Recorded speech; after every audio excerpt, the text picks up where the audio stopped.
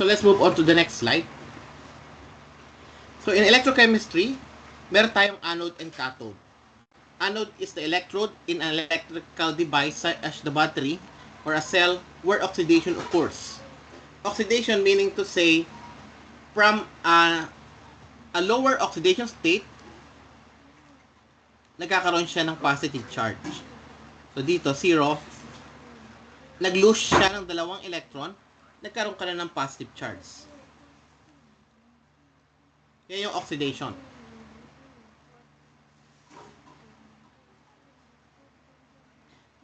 Meron din naman tayong cathode is the electrode in an electrical device as a battery or a cell where reduction occurs and electron flows towards it. So sa anode, electrons are ejected. Electrons are going away from the anode. Ang cathode naman, electrons are going towards the cathode. So, if you have a positively charged cathode, madadagdagan siya ng electrons, magiging manuneutralize yung charge niya. So, nagkakaroon tayo ng charge reduction sa cathode due to the flow of electrons onto the cathode. And if we add these two reaction, nagkakaroon tayo ng reaction kung saan makikita natin yung oxidation and reduction. So, dito yung zinc, from 0 to zinc plus, nagkaroon siya ng oxidation.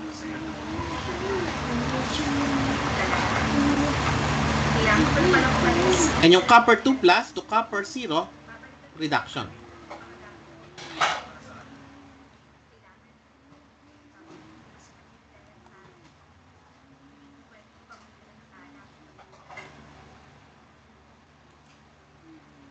So let's talk about electrolytic cell.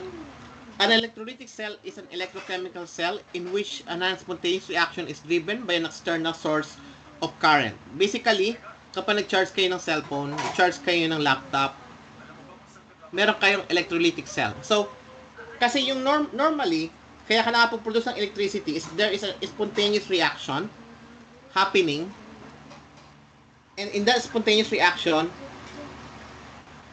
nagkakaroon ka ng flow ng electron.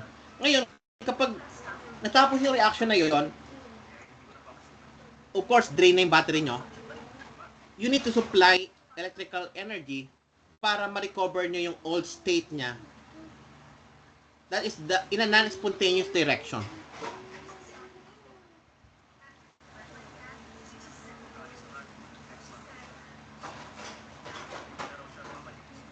So here we have an example of a galvanic cell.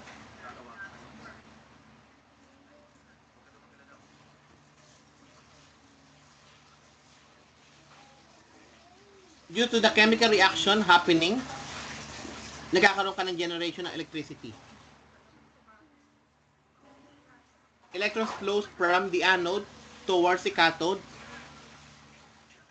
And once ma-reduce na yung cathode,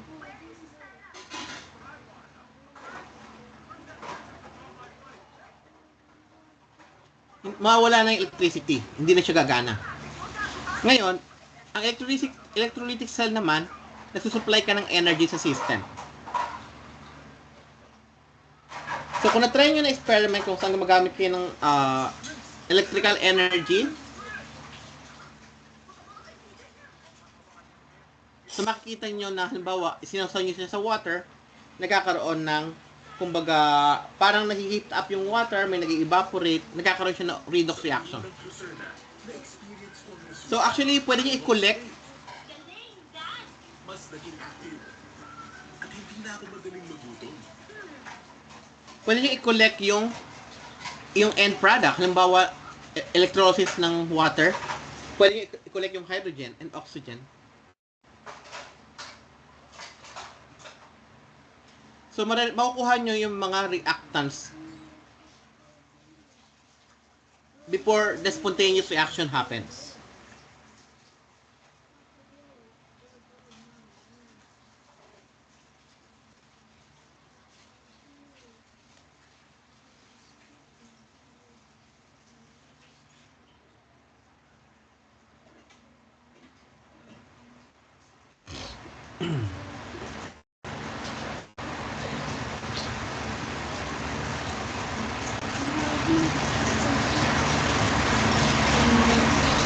So let's move on to the next.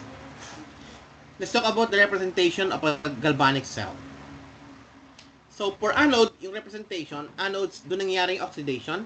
You just need to put the metal with zero oxidation state, and then meron kang vertical bar, and after the vertical bar, yung metal na may N na oxidation state. So, metal 0 to metal N plus, or metal semicolon metal N plus. That's how you represent the anode. Yung cathode naman, it's represented in kabaliktaran naman. Kasi sa anode is oxidation. Kaya, from a zero oxidation state to a positive oxidation state. And sa cathode is reduction. Kaya from a passive oxidation state to a zero oxidation state. So, ganun pa rin, gagamit pa rin kayo ng vertical bar o kaya ng semicolon. And pag pinag-add natin sila, kailangan mo ng double vertical bar in the middle. And usually, yung anode is nasa left and yung cathode is nasa right. So, dito, isinulat na din yung ions doon sa solution. So, zinc to zinc sulfate, this is zinc 0 to zinc 2 plus. So, right-hand side is copper 2 plus to copper 0. So, hindi naman siya ganun kahirap tandaan. Meron ka lang tatlong bar. Isang single, isang double, and isang single. And yung left-hand side is oxidation. Yung right-hand side is reduction. Now, let's talk about liquid junction potential. The liquid junction potential is the difference between the electric potentials developed in two solutions across their interface. Bakit may liquid junction potential? Kasi meron kang interface. And kapag meron kang interface, yung potential difference, yung potential energy or electrical energy between the two sides of the interface, hindi naman siya laging equal. Kapag hindi siya equal, magkakaroon ka ng liquid junction potential. A potential develops at any interface or junction where there is a separation of charge.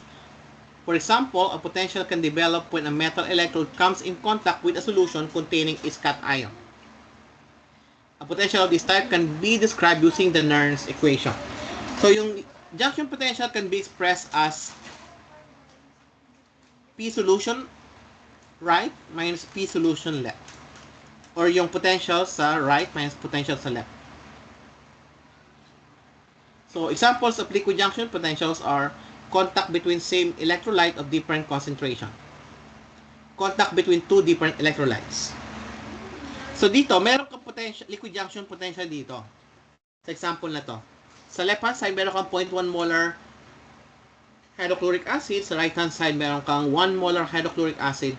And yung contact nila, interface is represented by a vertical bar. Of course, meron kang liquid junction potential kasi meron kang difference in concentration. And sa pangalawa, magkaiba yung character ng metal. That also introduces liquid junction potential. Now, let's talk about salt bridge.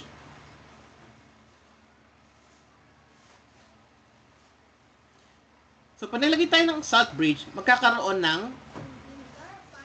migrations of electrons.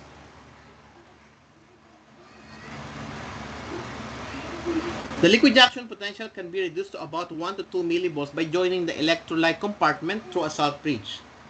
So, ito yung function ng salt bridge. Provides electrolytic contact between the two electrolyte solution of the cell. It avoids or at least reduces junction potential in galvanic cells containing two electrolyte solution in contact.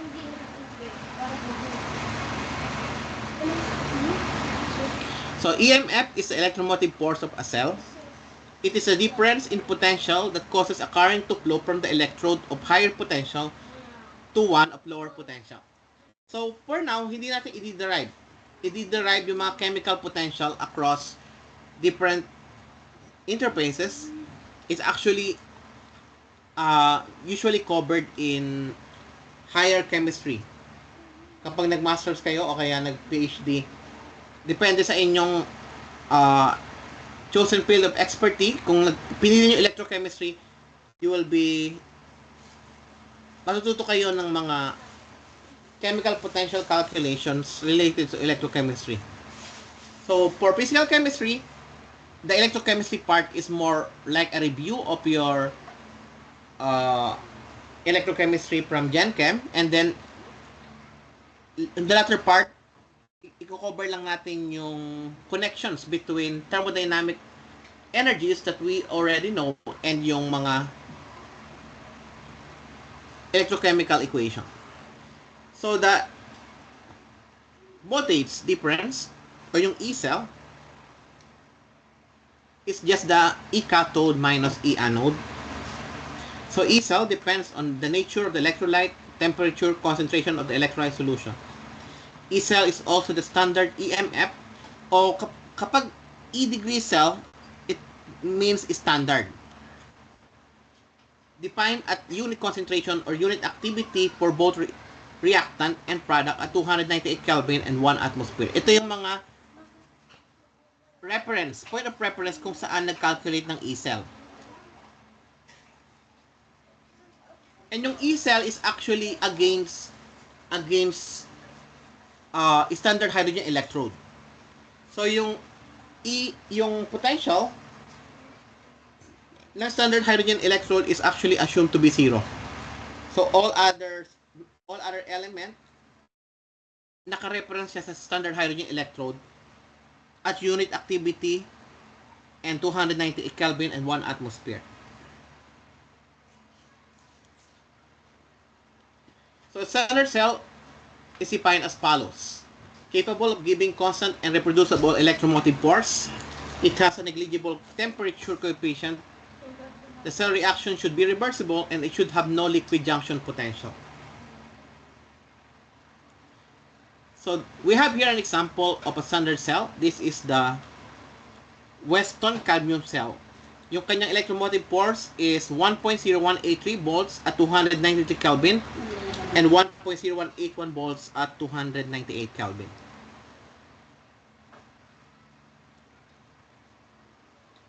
So sa Weston cadmium cell, mercury and cadmium alloy yung kanyang anode, na-oxidize siya para magkaroon ka ng cadmium 2+, and yung cathode meron kang mercury sulfate,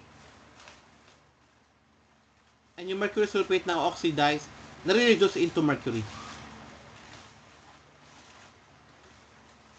So yung reaction sa anode is just cadmium solid to cadmium aqueous 2+ plus 2 electron, and sa cathode is mercury sulfate plus 2 electron, forming 2 mercury liquid na walang charge plus sulfate ions. And yung necessary reaction is shown down here, cadmium plus mercury 2+, forming cadmium 2+, plus 2 mercury. So, ang kailangan itandaan sa mga standard cell ay yung kanilang conditions.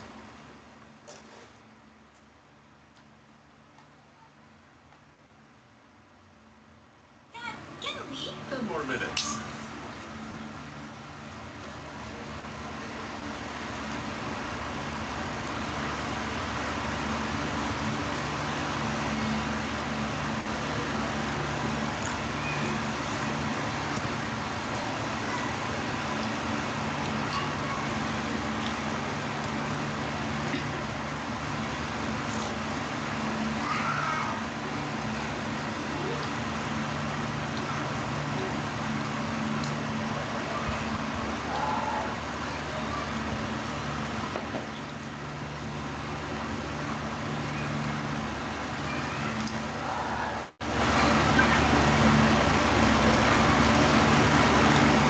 Now let's talk about the origin of a single electrode potential.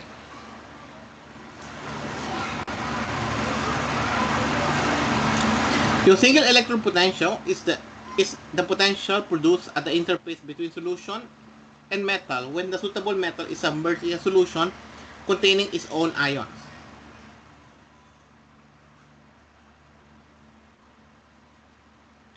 The Hapsel reaction do not happen separately. Therefore, such potential cannot be determined. So, yung mga electrode potential na makikita nyo sa mga books is usually referred to a reference potential. Kasi mahirap i-measure yung single electrode potential. Kasi basta mag-submerge ka ng metal sa kanyang solution ng kanyang ions, nagkakaroon ka na ng potential. And it's not easily measurable. So when a rod of metal, say zinc, is placed in a solution containing its own ion, zinc 2+, then either of the following three possibilities arises. The first one is zinc 2+ don't undergo any change.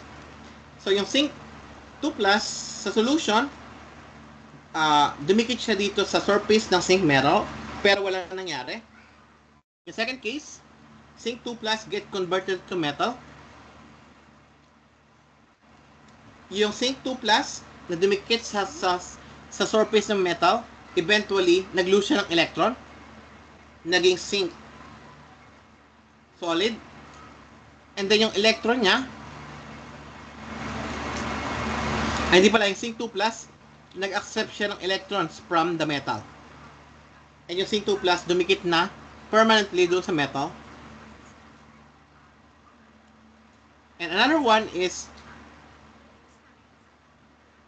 yung zinc sa loob ng metal, nag-lose siya ng electron, and yung zinc napunta na, part of this metal, napunta na sa solution. So these are the three possible scenarios kapag nag-dip ka ng isang metal sa kanyang solution ng kanyang ion.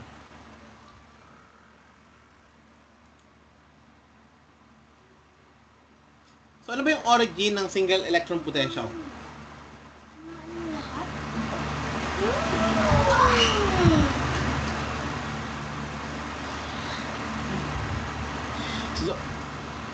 So yung the different types of processes shown in the previous slide, if this process continues, eventually what will happen is as follows. A negative charge is developed on the electrode due to the accumulation of electrons.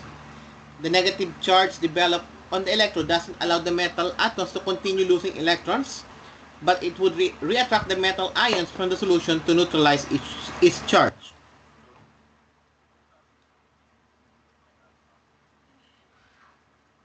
Therefore, an electrical double layer is produced. So, ito yung electric double layer.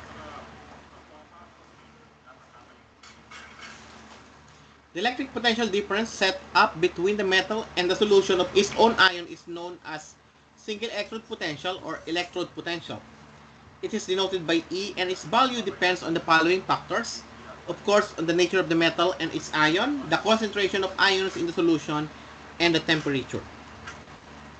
The tendency of an electrode to lose or gain electrons, for example, to undergo oxidation or reduction when it is deep in a solution containing its own ion, is termed electrode potential or single electrode potential. The electrode potential is the measure of the tendency of an electrode to undergo oxidation or reduction when it is in contact with the solution of its own ion.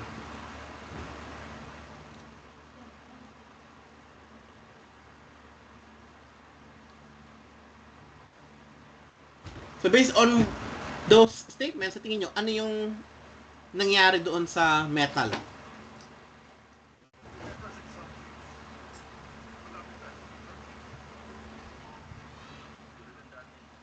So more or less, it can be explained by this process. Pero all of these processes are happening.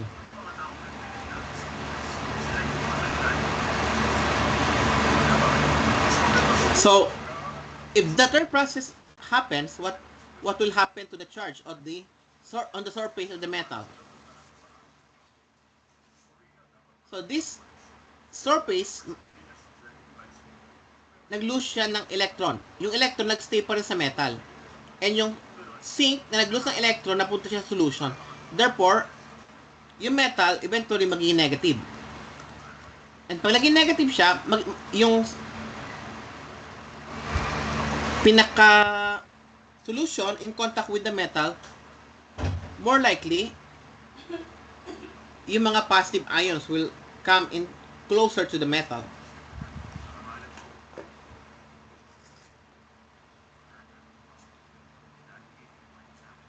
that is the origin of the single electrode potential.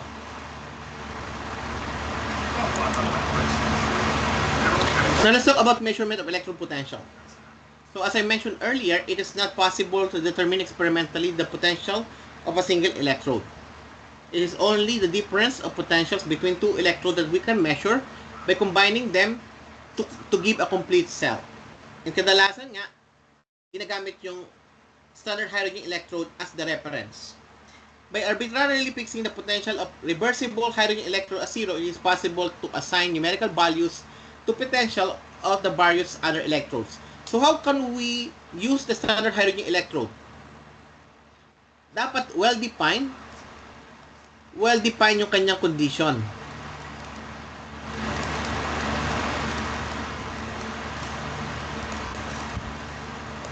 Kasi pag well-defined yung conditions, then whatever the potential of SHE will be reproducible. So although hindi natin alam yung kanyang single electron potential, when the conditions are well-defined, if we repair any other element against the standard hydrogen electrode, then we will get an electromotive force. Kumbaga yung difference ng potential, ng single electron potential between the two. Now let's talk about the sign of electrode potential. The electrode potential of an electrode is positive if the electrode reaction is reduction when coupled with the standard hydrogen electrode.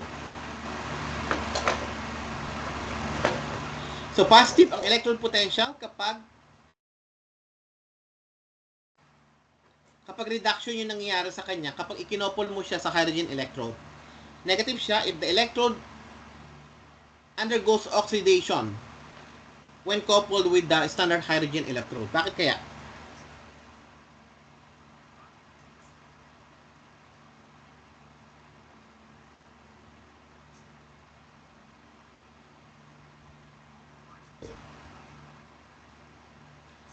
So according to latest accepted convention, all single electrode potentials values must be represented in terms of reduction. So ito yung pag tumingin kayo ng mga analytical chemistry books, lahat ng mga electrode potential doon are represented in terms of reduction.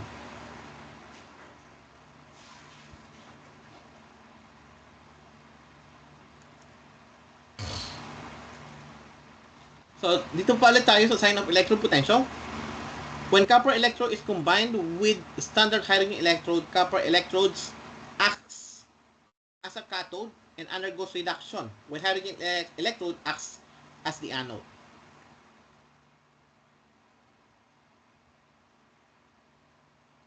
So, copper and hydrogen, nagkakaroon ng oxidation sa hydrogen and then reduction sa copper. And the standard electrode potential between this redox reaction is 0.34 volts. When zinc electrode is coupled with standard hydrogen electrode, zinc electrode acts as an anode and undergoes oxidation, when hydrogen electrode acts as the cathode. And the standard electrode potential for hydrogen and zinc is negative 0.74 volts.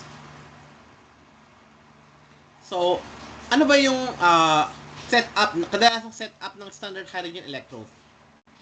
Of course, one of the conditions is that the temperature in the surrounding area is 298 Kelvin, and hydrogen gas is maintained at 1 atmosphere dito sa loob ng vessel na to. 1 atmosphere yung hydrogen gas.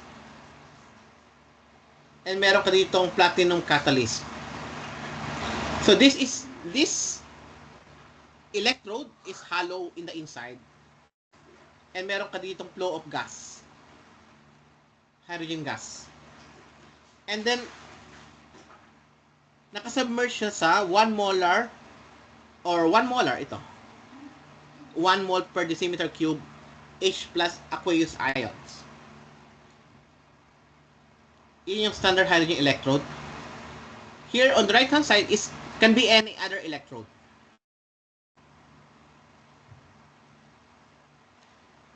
So yung voltage na may-measure nyo dito sa voltmeter will represent the EMF for zinc electrode. Pero, it is actually in reference to the stellar hydrogen electrode.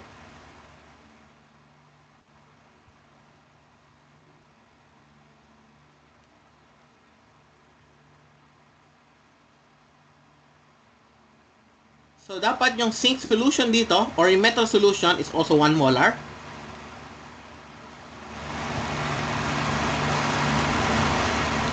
So, ganyan minimeasure yung mga electric potential na nasa mga analytical chemistry books. Now, let's talk about the Nernst equation. So, actually, familiar na kayo dito. Nernst equation is a quantitative relationship between electrode potential and concentration of the electrolyte species. For instance, meron tayong general redox reaction, metal N plus aqueous plus N electrons forming metal solid. So the maximum amount of work that can be produced by an electrochemical cell is equal to the product of the cell potential and the total charge transferred during the reaction. And that is represented as NF, where F is the Faraday's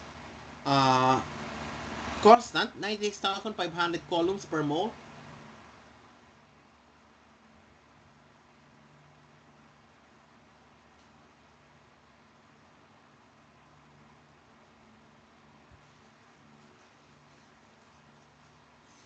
So let's talk about the relationship between this free energy and the electron potential. So hindi ko na siya papakita yung derivation. Pero meron yung derivation na quite long. Pero for now, delta G is negative NFE, where E is yung electromotive force. F is the Faraday's constant, and N is the number of moles. So kapag standard yung condition, we will have delta G naught is equal to negative NFE naught. And as we all know, delta G is, so if you still remember kung saan nanggaling to, hindi ko na i-review. We know that delta G is negative RT ln ng K, right? Pero saan nanggaling to? At equilibrium. Pero before equilibrium is achieved, this is what is the original equation. Bakit kailangan nating pag-usapan before equilibrium is achieved? Because kapag equilibrium na, wala ka ng flow of electricity. Before equilibrium, meron kang potential difference. That is why we need to consider yung before equilibrium condition. Kaya meron tayo ditong delta G na walang knot. So delta G is equal to delta G naught plus RTL and K.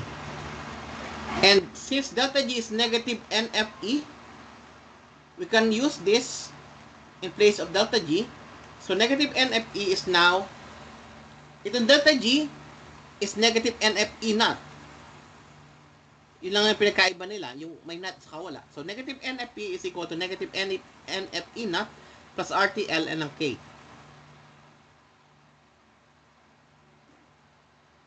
So if we divide both sides by NF, we will have this equation, the Nernst equation. E is E naught minus RT over NF ln ng K. So for the metal reaction given here, the expression will be E is equal to E naught minus RT over NF ln ng metal solid over metal N plus aqueous. Pero yung solid, usually, wala naman siyang concentration. 1 lang binibigay natin sa kanya. So, E is now E naught minus RT over NF ln ng 1 over the concentration of the ion. Aqueous concentration. And usually, we can simplify this equation to 2.303 RT over NF log ng 1 over metal ions in solution. So, bakit nagkaroon 2.303? Sa log yon. Sa log. Nawala yung ln, naging log. Kaya nagkaroon ka din ng 2.303. So, at 298 Kelvin, we can simplify this into E is equal to E naught minus 0.0592 over N log ng 1 over the ion concentration. So that's the Nernst equation. So here we have a table of different forms of energy. On the top we have the delta G naught. On the left we have E naught cell, and on the right we have K. So ito yung mga relationship nila represented sa mga edge. Delta G naught is negative NFE degree cell. Delta G naught is negative RT ln ng K, and E cell is RT over NF ln ng K. So these equations are simple. I hope you can memorize them all. So based on the sign of delta G, alam natin yung direction ng reaction. Pag delta G is less than 0, spontaneous in forward direction. Pag greater than 0, spontaneous in reverse direction. And if the reaction is 0, delta G is 0, no net reaction.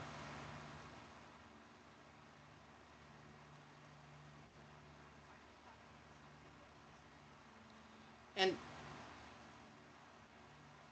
so kabaliktaran lang yung sa E degree cell. Kapag ang E degree cell is positive, spontaneous in forward direction. Kapag siya ay negative, spontaneous in reverse. And yun namang K, ang reference niya is 1. If K is greater than 1, spontaneous siya sa forward kasi product over reactant. If K is less than 1, spontaneous siya sa reverse. And if K is equal to 1, no net reaction. Or the system is at equilibrium. So now let's solve some problems.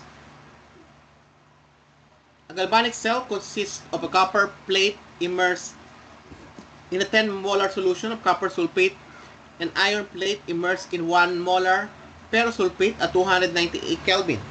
Calculate E degree cell. Write the cell reaction, anode and cathode representation, and calculate the electromotive force of the cell. So if you look at physical chemistry books or analytical chemistry book, this is what you will see. These are the electromotive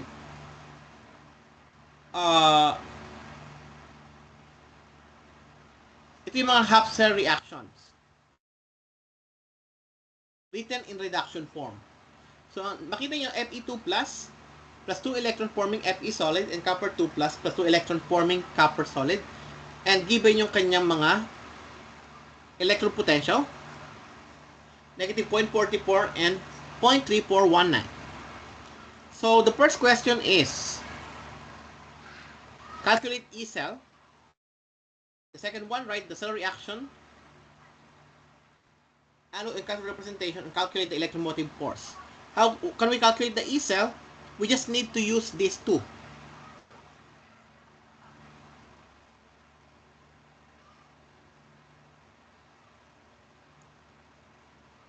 So E cell is E cathode minus E anode.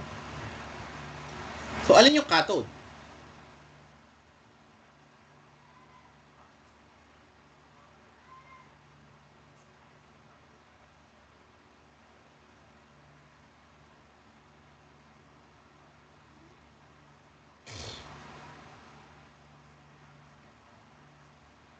So paano nyo malaman kung alin yung cathode saka yung anode?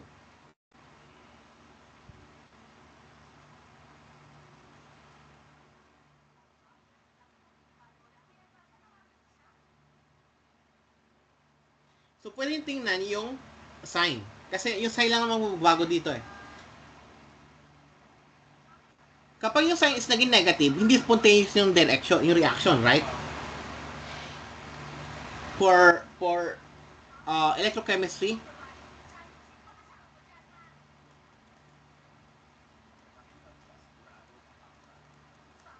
spontaneous siya pag positive. So, pipiliin nyo yung reaction na magpa-positive yung E degree cell. And magiging cathode yung malalaman nyo kung alin yung cathode saka yung anode. So in this case, when 0.3419, binawas natin yung negative 0.44, ang sagot is 0.78. Therefore, yung cathode is ito. And this one is the anode.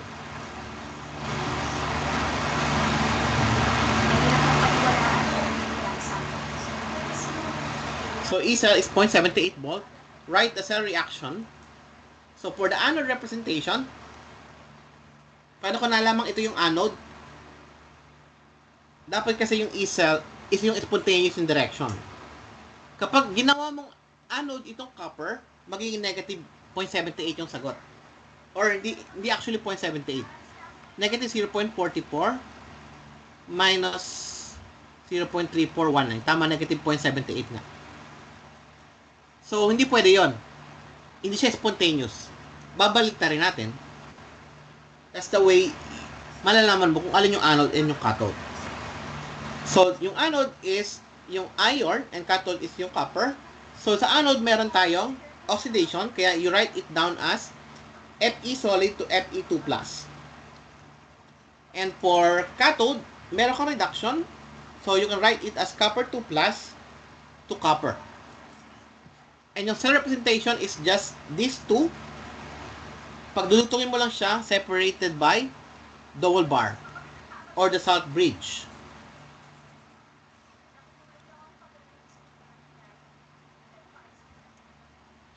And then yung net reaction can be written by just adding these two.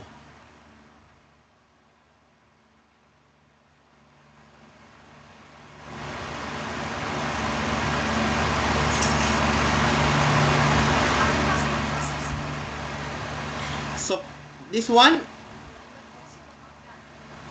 saan ang galing to? Pinag-add mo lang tong dalawang to, ini-flip ko na yung isa.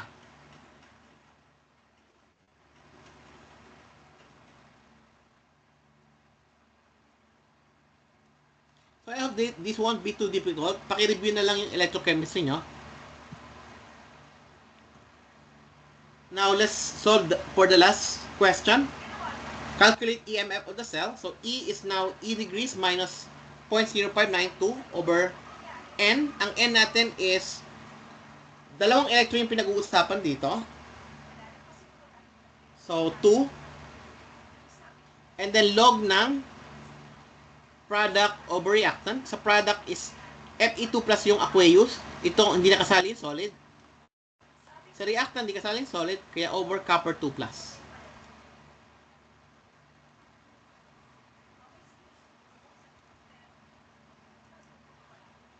So plugging in yung mga values. So yung E degrees is this one.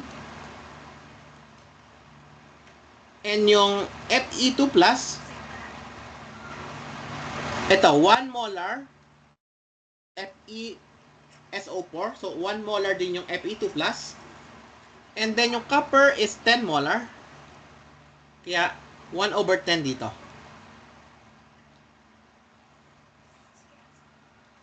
And then, we'll be able to solve for the electromotive force, which is 0.8096.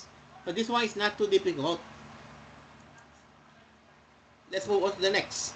Calculate the electromotive force of the zinc silver cell at 25 degrees Celsius when zinc 2+ 1 molar and silver plus 10 molar, and write the cell representation and cell reaction. So from physical chemistry textbooks, these are the half cell reaction or electron potential for zinc and silver. Alin kaya yung anode and alin yung cathode? So ito, ang E cell is E cathode minus E anode. Pag spontaneous ang reaction, dapat positive yung E cell. So 0.7996 minus ito, of course that will be positive, right? ito minus ito, that will be negative. So the cathode must be ito, cathode. Kasi ito yung magbibigay ng positive eh. Positive na E degrees up. Pero dito kasi, right as a representation lang. So, sinolve ko na rin pala yung E cell is E cathode minus E anode. So, 0.7996 minus negative 0.7618. Ang E cell is 1.56 volts. And anode representation is, sa anode kasi is oxidation, kaya zinc solid to zinc 2+. Sa cathode naman ay reduction, kaya Ag plus to Ag. Ay yung cell representation is zinc solid to zinc 2+, double bar, silver plus to silver. And this is the net reaction. Zinc solid plus 2 silver positive forming zinc 2+ plus 2 silver solid. So, sinolve ko rin yung E cell kahit hindi naman kailangan. Ngayon, ang tanong, ano yung gagamitin yung N? Ay, dito kasi isa. Dito dalawa. Ano yung gagamitin yung N? So, gagamitin yung N na ginamit sa net reaction. Ilang electron pinag-uusapan sa net reaction? Sa zinc, gagamitin nyo yung 2+ kasi naging dalawa na yung silver eh. So, 2 electrons talaga yung pinag-uusapan natin dito. 2 electrons yung nalolos sa cathode na pupunta sa anode.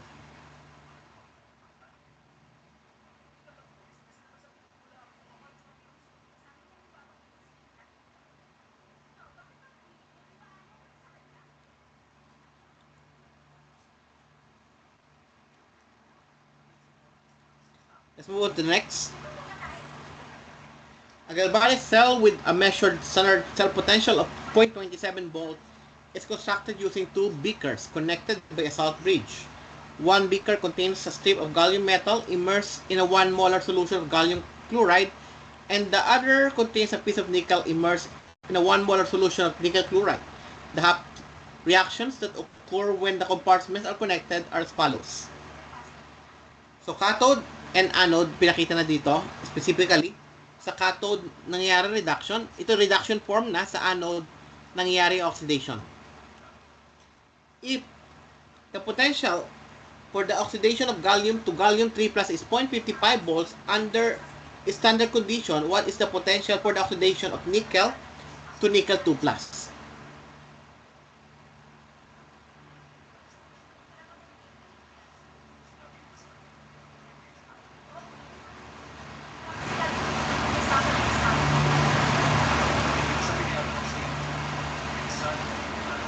So, given na yung kanyang, ito na yung E cell.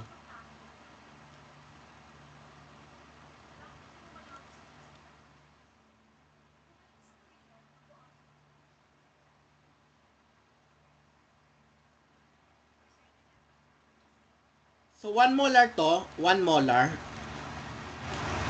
Kaya E degree cell na siya. E degree cell.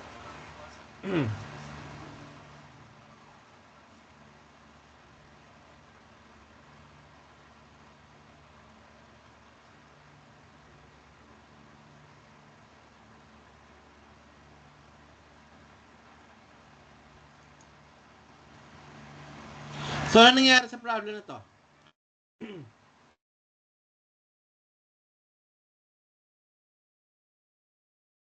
The question is, what is the potential for the oxidation of nickel to nickel 2+? So, this, inahanap natin yung potential dito. For the anode, given ba yung anode? So, ito, given naman sa anode, dito, 0.55 oxidation of gallium to gallium 3+. And then, what is the potential for the oxidation of nickel to nickel 2+?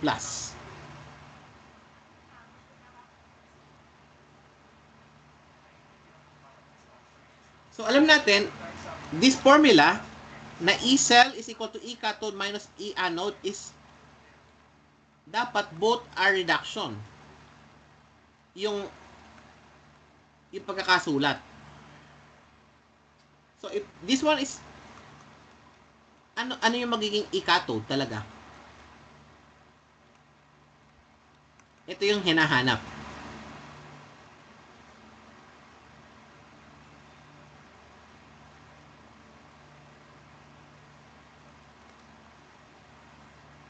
E anode, given ba yung E anode? Ito, gallium to gallium 3 plus is 0.55. Pero, dapat reduction. This one is oxidation. Right? So, the reduction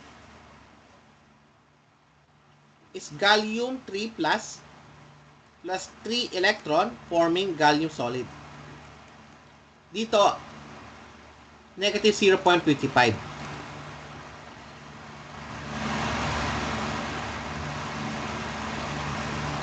Itong isa reduction na to. So, okay. So, pag ginamit natin to, E cell is equal to E cathode minus E anode. Yung E cell is given here. So, 0.27 volt is now E cathode minus E anode. Ang E anode is this. Reduction form minus negative 0.55 volts. Therefore, the E cathode is E cathode will be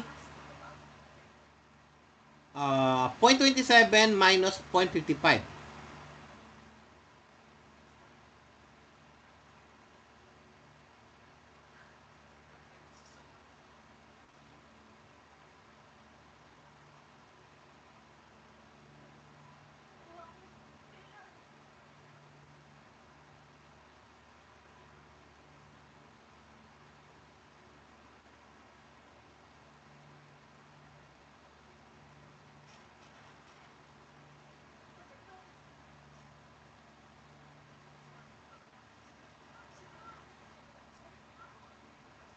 So, 0.27 minus 0.55 is negative 0.28.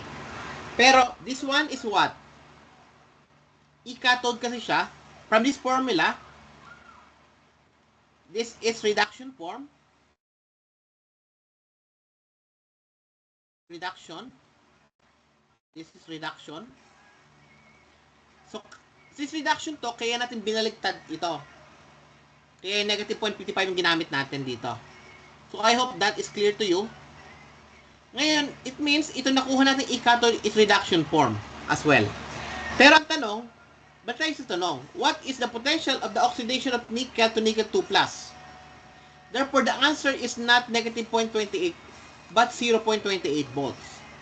So, take note of this, guys, ha? Be mindful of what these equations are.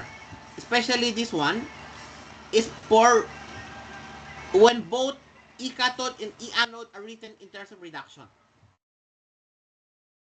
So that is the reason why binaliktad natin to. Itong E anode dito na 0.55.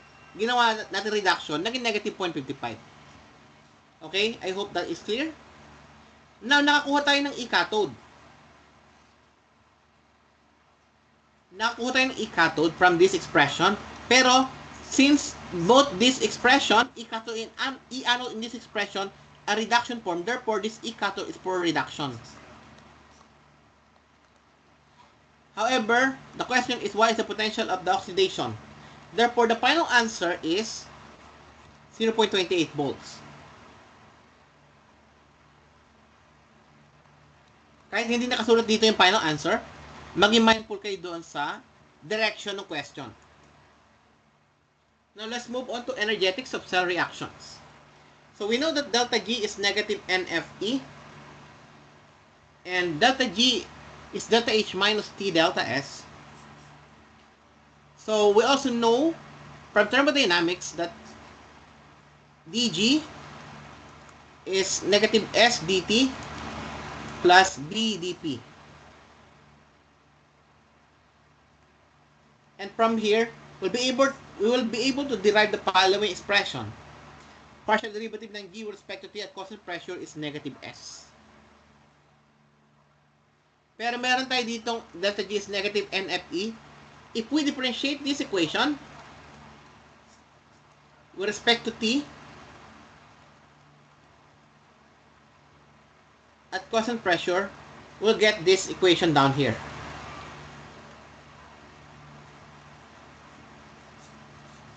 Hindi ko na elaborate kasi ilang beses natin inelaborate yung thermodynamics.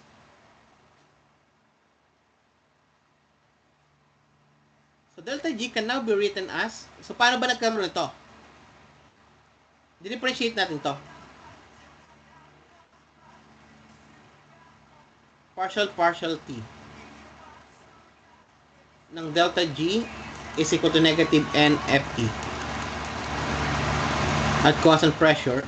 That will give us partial of G with respect to T at constant pressure is negative NF partial of E with respect to T at constant pressure. And this left hand side, GTP is negative S or negative delta S is equal to negative NF partial of E with respect to T at constant pressure. Parehas may negative, mawawala yung negative sign. Delta S is NF partial ng E with respect to T at constant pressure. That is why we have this equation down here. So, what else?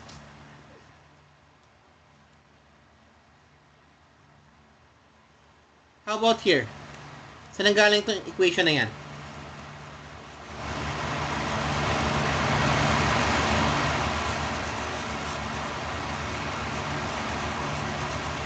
Saan nanggaling equation na yan?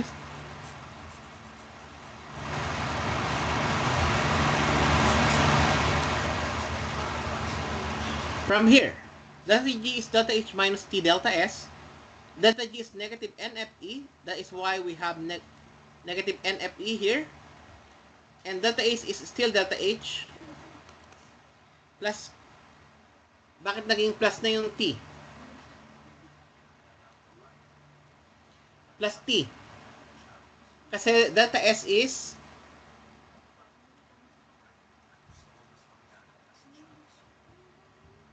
so delta S is negative. You can write delta S is negative partial ng delta G with respect to T at constant pressure. Kaya itong delta S dito is negative nito, nawala yung negative sign, kaya naging positive siya dito.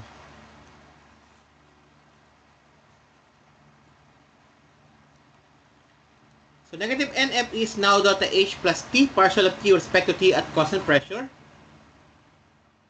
And ano nangyari ngayon? From this equation down here.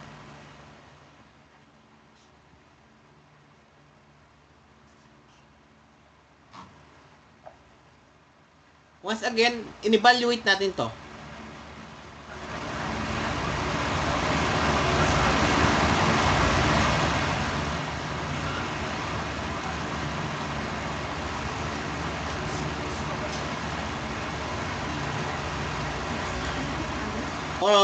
Okay, tingnan nyo na lang ito.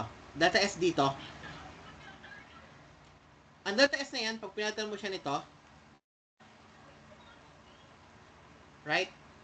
This delta S, we substitute this one back here. That will give us negative NFT partial ng E with respect to T at constant pressure.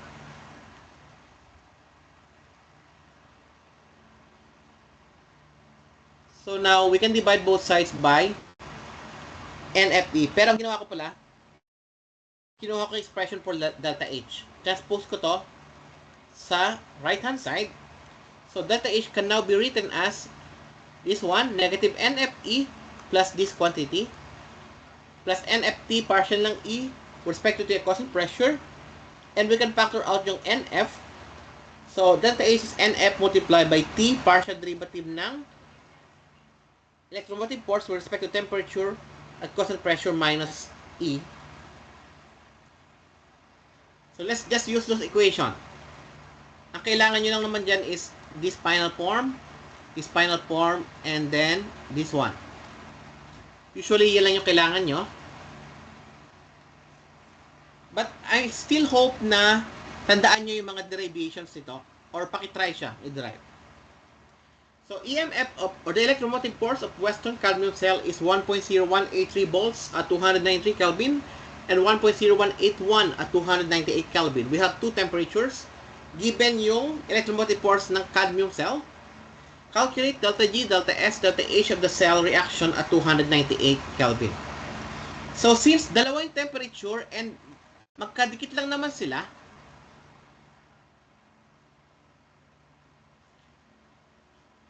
magagamit natin yan later sa mga assumptions. So, dun muna tayo sa calculate delta G.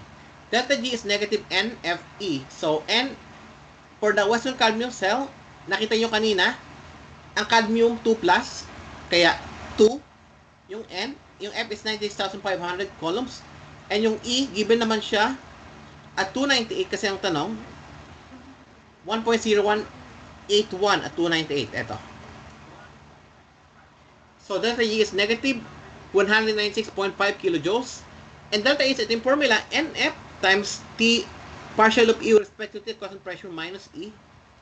Pero wala tayong binigay na expression. So, magiging approximate lang itong part na to. Yung NF, ito pa rin, 2 times 96,500. Yung T is 298. And yung E is 1.0181 at 298. So, this, alam natin kung saan galing. Ito rin. And ito, alam natin saan galing. Yung derivative or yung slope, in-estimate lang siya using 2 points. Meron kasi tayong dalawang delta E dito. Meron tayong dalawang E. This one is E1 at T1 and this one is E2 at T2. Ginamit lang natin sila to estimate yung delta, yung partial ng E with respect to T. So this one is E2 minus E1 over T2 minus T1. Bakit pwede yan? Kasi maliit lang naman yung temperature range. 293 to 298. Pero kapag malaking temperature range, you need an expression as a power series.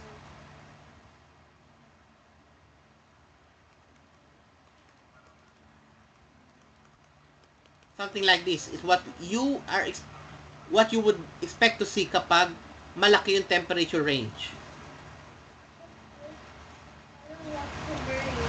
So plugging in yung E2 minus E1 over T2 minus T1, the final delta H is now negative 198.8 kilojoules. And then for delta S, you can also use the same trick. NF is 2 times 96,500. And for the partial derivative of E with respect to T is 1.0181 minus 1.0183 all over 298 minus 293. And that will give us delta S is negative 7.72 joules.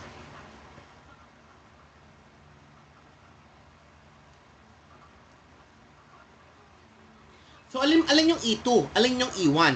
Alin yung T2? Alin yung T1? So, the question is, calculate delta G, delta S, delta H for the cell at 298. So, ito yung T2, yung 298. And similarly, yung E at 298 will be the E2.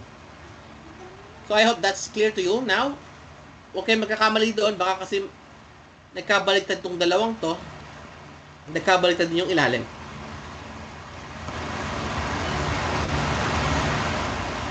Now, let's talk about the classification of electrodes. So, we have a gas electrode. It consists of gas bubbling over an inert metal wire or foil immersed in a solution. And the best example for this is the gas standard hydrogen electrode, which serves as a reference electrode for almost all the elements with recorded electrode potential. So, metals in soluble salt, ito yung calomel electrode.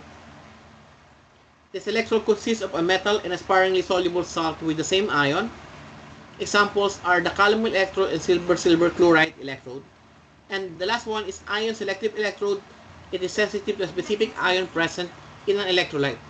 This type of electrode is called indicator electrode. So actually, that's all for electrochemistry.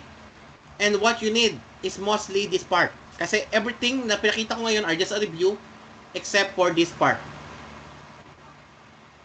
And of course, since meron tayong mga partial derivative, expect to see power series in terms of temperature, where you will have to differentiate. Expect to see some questions where you need to perform integrations. Yun lang naman ang magiging variations ng mga problems dito sa electrochemistry.